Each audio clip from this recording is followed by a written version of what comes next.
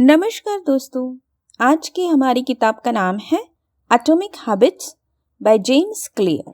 ये किताब हमें ये समझाती है कि आदतें कैसे बनती है और हम कैसे अपने लिए जो अच्छी साबित हो सके ऐसी आदतों को बना सकते हैं।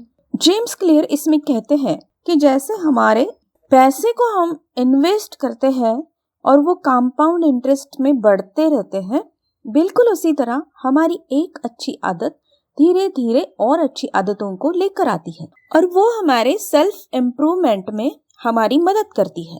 जेम्स क्लियर का कहना है कि ज्यादातर हम अपने गोल्स को बनाकर उस पर सीधे काम करना शुरू करते हैं, लेकिन गोल, लक्ष्य या टारगेट और रिजल्ट के बीच जो एक इम्पोर्टेंट बात है उसे हम भूल जाते हैं। वो है प्रोसेस यानी प्रक्रिया। और प्रोसेस को चलाने के लिए एक सिस्टम की यानी व्यवस्था की जरूरत होती है। अगर हम सही सिस्टम बनाते हैं तो वो हमें आसानी से अपने लक्ष्य यानी गोल तक पहुंचाती है। जैसे कि मुझे अपनी सेहत को हमेशा फिट रखना है, ये मेरा एक गोल है, लेकिन उसके लिए एक्सरसाइज करना, अच्छा खाना खाना, सफाई रखना, ये सिस्टम मुझे फॉलो करना होगा। जैसे किसी कॉम्पिटिटिव एग्जाम को पास करना है, ये अगर गोल है मेरा, तो उसके लिए मुझे रोज पढ़ना होगा, नोट्स निकालने होंगे, रिवीजन करना होगा। तो ये मेरी सिस्टम है। गोल्स हमें दिशा यानी डायरेक्शन देते हैं कि हमें कौन सी दिशा में जाना है, लेकिन वहां पहुंचने का सफर तभी तय होता है जब हमारे पास उस रास्ते पर चलने के लिए अच्छी सिस्टम तैयार होगी। सफल और असफल इंसान में यही फर्क होता है। दोनों के गोल, टारगेट या लक्ष्य एक ही हो सकते हैं, लेकिन उसके लिए सफल इंसान सिस्टम को मजबूत करना शुरू करता है और असफल इंसान सिस्टम को नजरअंदाज कर देता है।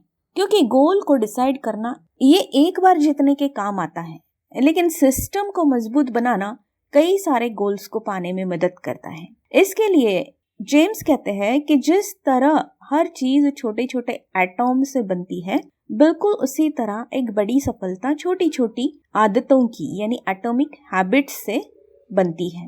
इसके लिए वो कहते हैं कि हमें बहुत ज्यादा कुछ करने की जरूरत नहीं है, लेकिन अपने गोल के मुताबिक छोटी छोटी बातें डेली, वीकली, मंथली करने की आदत डालनी होगी। फिर चाहे वो हमारे गोल के सामने 1% ही क्यों ना हो, मगर रोज, हर हफ्ते, हर महीने इस तरीके से हम उन्हें करने का हमें प्लान करना है।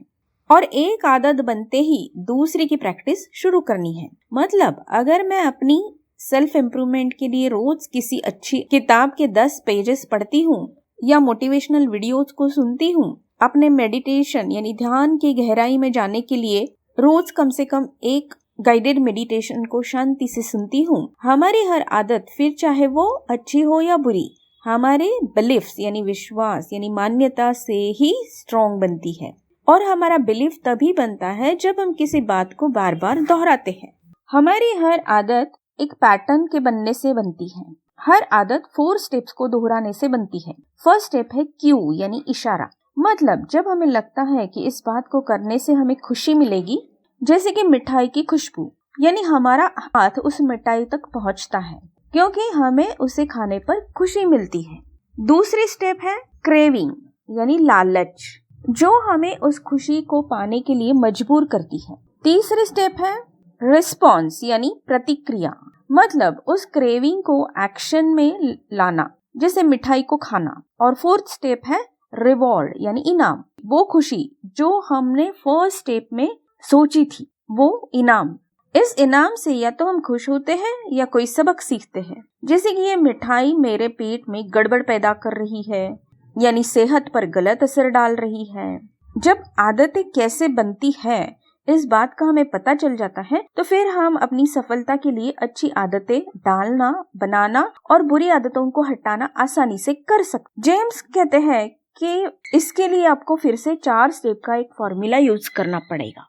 लेकिन उससे पहले ये भी जानना जरूरी है कि हमारी जो 4 स्टेप्स बताई है आदतों की, वो अगर एक भी स्टेप पूरी नहीं होती है तो वो हमारी आदत नहीं बन सकती। जैसे कि इशारा ही नहीं होगा तो आदत शुरू ही नहीं होगी। हम अपने लालच को कंट्रोल कर लेते हैं तो हमें कोई एक्शन नहीं लेना पड़ेगा, और जब एक्शन नहीं होगा तो रिस्पॉन्स स्टेप भी नहीं पूरा होगा, और उस बात से हमें लगे कि उतनी खुशी नहीं मिल रही है तो वो हम दोहराएंगे नहीं, और आदत सिर्फ रिपीट करने से यानी बार बार दोहराने से ही बनती है। अब देखते हैं कि अच्छी आदत बनाने के लिए 4 स्टेप्स कौन से हैं। पहली स्टेप है मेक इट विजिबल, मतलब हमारा जो क्यू यानी इशारा है उसे हमेशा नजर के सामने रखना होगा। जैसे कि अगर आपने रोज योगा या एक्सरसाइज करना डिसाइड किया है तो अपनी योगा मैट या ड्रेस ऐसी जगह पर रखना है कि वो आप आसानी से देख सके उसे,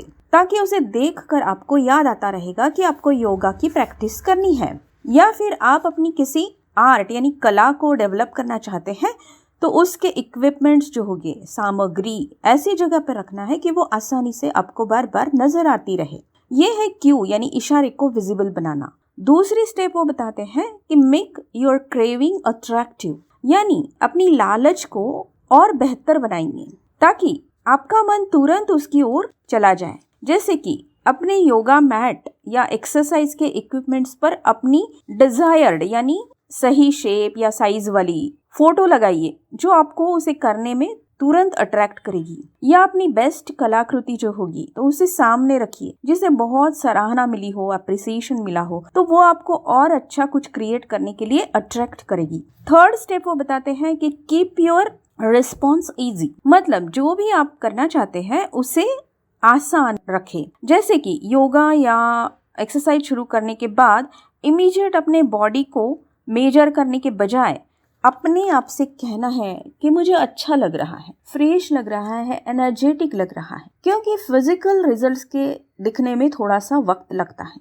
लेकिन फीलिंग्स या महसूस करना आप तुरंत फील कर सकते हैं। तो हमें उन्हीं बातों पर फोकस करना है जो हमें तुरंत फील कर सकते हैं।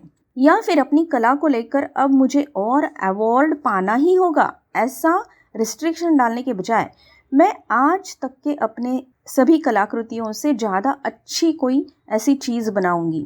इस पर हमें ध्यान देना है क्योंकि ये बात इजी यानी आसान है, हमारे हाथों में है, कंट्रोल में है। फोर्थ स्टेप वो बताते हैं कि मेक योर रिवॉर्ड सेटिस्फाइंग, उन बातों को करके आपको खुशी होनी चाहिए। इस बात का ध्यान रखना बहुत जरूरी है। जैसे कि अगर आप सुबह जल्दी उठकर योगा या एक्सरसाइज नहीं कर पा रहे हैं तो आपको सुटेबल टाइम जैसे दोपहर, शाम या रात को सोने से पहले अपना टाइम रखना चाहिए योगा करने का, ताकि वो आपको बोर्डम ना लगे, टेंशन ना लगे, बर्डन ना लगे कि सुबह उठना ही पड़ेगा, योगा करना है। क्योंकि उन बातों को करने से जितनी ज्यादा खुशी या सेटिस्फैक्शन आपको मिलेगा उतना ज्यादा आप उसे करना चाहेंगे। इन 4 स्टेप्स को हम किसी भी अच्छी आदत को बनाने के लिए इस्तेमाल कर सकते हैं, जैसे कि फिटनेस बढ़ाना, अपनी हॉबी को बढ़ाना, अच्छे पॉजिटिव सेल्फ डेवलपमेंट के वीडियोज को देखना, ऐसी कोई भी आदत जो आपको आपके सक्सेस की तरफ ले जाए। बिल्कुल उसी तरह बुरी आदतों को छोड़ने के लिए भी हम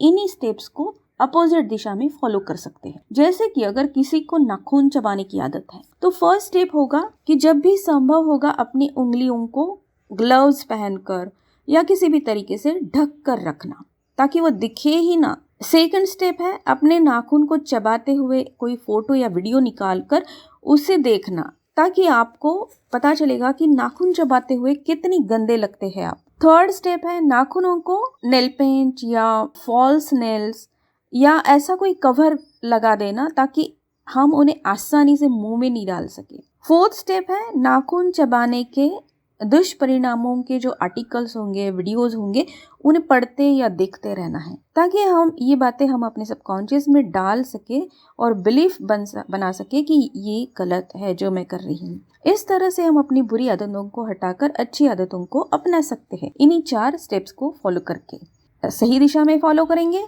तो अच्छी आदतें और अपोजिट दिशा में फॉलो करेंगे तो बुरी आदतें को हटा सकते हैं। जेम्स कहते हैं कि जिन आदतों को हम आसानी से अपनाते हैं उन्हें वे 3 ग्रुप्स में डिवाइड करते हैं। पहला ग्रुप है क्लोज, यानी कि हमारे जो नियर एंड डियर वंस होते हैं, जो लोग हमारे पास आसपास वाले, और वो जो बातें करते हैं ना उन्हें हम भी फॉलो करने लगते हैं और बार बार दोहराने से वो हमारी आदत बन जाती है। जैसे कि हमारे घर के लोग, हमारे दोस्त, ऑफिस के लोग, टीचर्स, मेंटोर्स, इनकी बातें कई बार हम अनजाने में बिना सोचे फॉलो करने लगते हैं और फिर वो हमारी आदत बन जाती है। दूसरा ग्रुप वो बताते हैं द मेनी, यानी जो बहुत सारे लोग हैं, समाज का एक तबका, वो जो करते हैं ना, हम भी उसे अपनाने लगते हैं और अपनी आदत बना लेते हैं। तीसरा ग्रुप है पावरफुल पीपल, मतलब वो जो बातें हमारे हीरो, पॉलिटिशियंस या उस तरह के बड़े लोग, पावरफुल लोग करते हैं, उन्हें भी हम कई बार अनजाने में ही अपना लेते हैं। इसलिए हमें जब भी किसी की बातें फॉलो करने की इच्छा होगी तो पहले अपने आप से पूछना है कि क्या ये बातें मेरे लिए सही है, क्या इससे मेरी सेल्फ डेवलपमेंट में हेल्प होगी। तो हमें सबसे पहले अपने आप से पूछना है कि क्या ये बातें मेरे लिए सही है, क्या इससे मेरी सेल्फ डेवलपमेंट में मदद होगी। तो अपने आप हम ऐसी गलत आदतों को बनाने से पहले ही उन पर कंट्रोल पा सकेंगे। कई बार हमें अच्छी आदतें तो डालनी होती है, लेकिन हमें लगता है कि हमारे पास इस आदत को बढ़ाने का कोई मोटिवेशन ही नहीं है। लेकिन असल बात यह है कि हमारे पास उस आदत के बारे में क्लैरिटी नहीं है, जैसे कि मुझे इस आदत को अपनाने के लिए क्या, कब और कैसे करना है। सच में मोटिवेशन से ज़्यादा एनवायरनमेंट यानी माहौल मैटर करता है। जैसे कि अगर फ्रूट्स को किसी ऐसी जगह रखा जाए जहाँ से वो आसानी से दिखाई ना दे, तो हम उसे ढूंढ कर खाने की कोशिश नहीं करते। लेकिन उन्हें अगर डाइनिंग टेबल पर या ऐसी जगह पर रखा हो कि वो हमें आसानी से दिख जाए, तो हम इमीडिएटली फ्रूट्स को खा लेते हैं। हमें लगता है कि सेल्फ डिसिप्लिन के लिए विल पावर और सेल्फ कंट्रोल दोनों स्ट्रांग होना जरूरी है, लेकिन सेल्फ डिसिप्लिन लोग इन दोनों के बजाय अपनी जिंदगी में ऐसी आदतें बनाते हैं कि वो अपने आप आसानी से सेल्फ डिसिप्लिन को अपना सकते हैं। जैसे कि कुछ साल पहले जब मैंने नोटिस किया कि टीवी देखने से मेरा बहुत ही ज्यादा वक्त बर्बाद हो रहा है, तो मैंने टीवी देखना धीरे धीरे बंद कर दिया। तो अपने आप मैं दूसरी अच्छी आदतों की तरफ बढ़ चली, जैसे कि किताबें पढ़ने के लिए मेरे पास बहुत सारा टाइम अवेलेबल हो गया। नेक्स्ट बात जेम्स बताते हैं कि हैबिट ट्रैकिंग, यानी हमें अपने नए आदत का एक रिकॉर्ड रखना है। हर रोज हम जिन आदतों को छोड़ना चाहते हैं उनका भी हम ट्रैकिंग रिकॉर्ड बना सकते हैं, जिससे हमें पता चलता है कि हमने कल से ज्यादा आज कितनी प्रोग्रेस की है। इसे आप किसी भी तरीके से कर सकते हैं, इसका कोई थंब रूल नहीं है। जैसे कि आप एक डायरी बना सकते हैं, उसमें रोज की प्रोग्रेस लिख सकते हैं, या कैलेंडर पर टिक मार्क कर सकते हैं, या कोई डिजिटल ऐप भी इस्तेमाल कर सकते हैं। इस रिकॉर्ड ट्रैकिंग में बड़ा मजा आता है, क्योंकि हम अपने आप को क्या समझते हैं और हम असल में क्या है, ये बातें हमें पता चलने लगती है। कई बार हम लोगों को कहते हुए सुनते हैं कि think out of the box या अपने कंफर्ट जोन से बाहर निकलो, लेकिन एग्जैक्टली इसे क्या और कैसे करना है ये कोई नहीं बताता। इसका जवाब हमें इस किताब में मिलता है। जेम्स कहते हैं कि हमारे दिमाग यानी ब्रेन को चैलेंजेस अच्छे लगते हैं, लेकिन सिर्फ वही चैलेंजेस जो हम अपने मैक्सिमम डिफिकल्टी लेवल के मुताबिक कर सकते हैं। जैसे कि हमें अंताक्षरी खेलना अच्छा लगता है, लेकिन जिसे कुछ भी गाना नहीं पता हो या गाने के बारे में नहीं पता हो, ऐसे पर्सन के साथ हम बोर हो जाते हैं। हमें कितना भी पसंद हो, लेकिन हमें मजा नहीं आता ऐसे पर्सन के साथ अंताक्षरी खेलने में, क्योंकि बहुत आसानी से हम उसे हरा सकते हैं। उसी तरह अगर हम ऐसे किसी पर्सन के साथ अंताक्षरी खेल रहे हैं जो एक गीतों का, गानों का एनसाइक्लोपीडिया या डिक्शनरी हो, तो यहाँ पर वो हमें आसानी से हरा देगा। तो इसमें भी हमें कोई मजा नहीं आएगा, और इन बातों से हम अपना मोटिवेशन जल्दी खो देते हैं, क्योंकि एक व्यक्ति जिसे हम जल्दी हरा देते हैं और दूसरे व्यक्ति से हम जल्दी हार जाते हैं। लेकिन जब हम उसी अंताक्षरी को अपने से मेल खाने वाले यानी इक्वल प्लेयर के साथ खेलते हैं, तो कभी हम जीतते हैं तो कभी वो सामने वाला जीतता है। लेकिन अगर हम थोड़ी सी ज्यादा मेहनत करेंगे तो हमारी जीत उस व्यक्ति के साथ पक्की हो जाती है। इसे जेम्स गोल्डीलॉक्स जोन कहते हैं। मतलब हम कैसे कंडीशन में ज्यादा मोटिवेट होते हैं जो हमारे लिए ना ज्यादा मुश्किल हो और ना ही बहुत आसान हो, यानी हम उस बात को करते वक्त बोर्डम का फीलिंग ना हो और फेलियर यानी असफल होने का डर भी ना हो। ये बात हम हमेशा स्पोर्ट्स में देखते हैं कि जब दोनों खिलाड़ी बराबर के हो तो उन्हें भी खेलने में मजा आता है और देखने वालों को भी उतना ही मजा आता है। इसलिए जेम्स कहते हैं कि हमें अपने कंफर्टेबल जोन को छोड़ने के लिए अपने मैक्सिमम डिफिकल्टी लेवल से थोड़ा सा आगे जाना जरूरी है। अगर हम उससे बहुत दूर का टारगेट रखते हैं तो हमारा नियंत्रण खो देते हैं, हम नियंत्रण से बाहर हो जाते हैं। जैसे कि किसी इलास्टिक को उतना ही खींचना जरूरी है जितनी उसकी कैपेसिटी है। उससे अगर थोड़ा सा ज्यादा, बहुत ज्यादा नहीं, थोड़ा सा ज्यादा खींचेंगे ना, तो वो चल सकेगा, लेकिन बहुत ज्यादा खींचेंगे तो वो टूट जाएगा। ज्यादातर हम रिपीटेशन, एक ही काम को बार बार करने से या दोहराने से बोर हो जाते हैं। इसकी वजह से हम किसी भी चीज में मास्टरी नहीं हासिल कर पाते, क्योंकि रिपीटेशन हमें बोर बना देता है। लेकिन ये तो हर किसी के साथ होता है। जो आज सक्सेसफुल लोग हैं वो भी एक मकान पर कुछ बोर हो गए थे उनका काम करते करते, लेकिन बार बार करते रहना ही राज है, सीक्रेट है। कंसिस्टेंसी यानी बार बार करना, इसका कोई शॉर्टकट नहीं है। जैसे जब शुरू में मैंने ये किताबों का सारांश के लिए वीडियो बनाना शुरू किया तो मुझे बड़ा अच्छा लगा था, लेकिन कभी कभी बाद में मुझे बोर होने लगा था कि ये रिकॉर्डिंग, एडिटिंग, अपलोडिंग वही करते रहना बार बार। लेकिन मुझे पता था कि बोर्डम को जीत कर उसे कंटिन्यू फॉलो करने वाले को ही 100% सक्सेस मिलता है। और आज जब हमारे इस फैमिली में हजारों लोग जुड़ गए हैं इस चैनल के द्वारा, तो मुझे बहुत अच्छा लगता है। इसके लिए मैंने और भी कई सारी टेक्निक सीखी और प्रैक्टिस की, जैसे बेबी स्टेप फॉर्मूला। इसका जिक्र मैंने और एक आपके सवाल वाले वीडियो में किया है, मैं इसकी लिंक भी दे रही हूँ। ये बहुत ही आसान टेक्निक है और बहुत जरूरी है। और इस बेबी स्टेप फॉर्मूले के अनुसार जेम्स कहते हैं कि हर रोज अगर हम 1% भी अपनी आदत में अच्छाई लाते हैं या उसे अच्छा बनाते हैं तो 1 साल में हम ऑलमोस्ट 37% इम्प्रूवमेंट कर पाते हैं। और वो नजर आती है। अगर रोज रोज आप चेक करने जाओगे कि कितना इम्प्रूवमेंट हुआ है तो हम निराश होते हैं या मोटिवेशन खो देते हैं। लेकिन उसे देखने के बजाय हमें कितना अच्छा लग रहा है और हमें कैसे ये करते रहना है, इसी पे फोकस देना और उस बात को करने को और ज्यादा अट्रैक्टिव बनाते रहना, यही हमें करना है जब हम कोई अच्छी आदत अपने आप में बनाना चाहते हैं, डालना चाहते हैं। तो चलिए दोस्तों, जेम्स क्लियर के इतने सारे आसान स्टेप्स के बाद, टिप्स के बाद हमारे लिए कोई भी बुरी आदत छोड़ना और अच्छी आदत बनाना कितना आसान हो गया है। तो आज से ही शुरू कर देते हैं हमारा बुरी आदतों को छोड़ने का और अच्छी आदतों को बनाने का मिशन। धन्यवाद।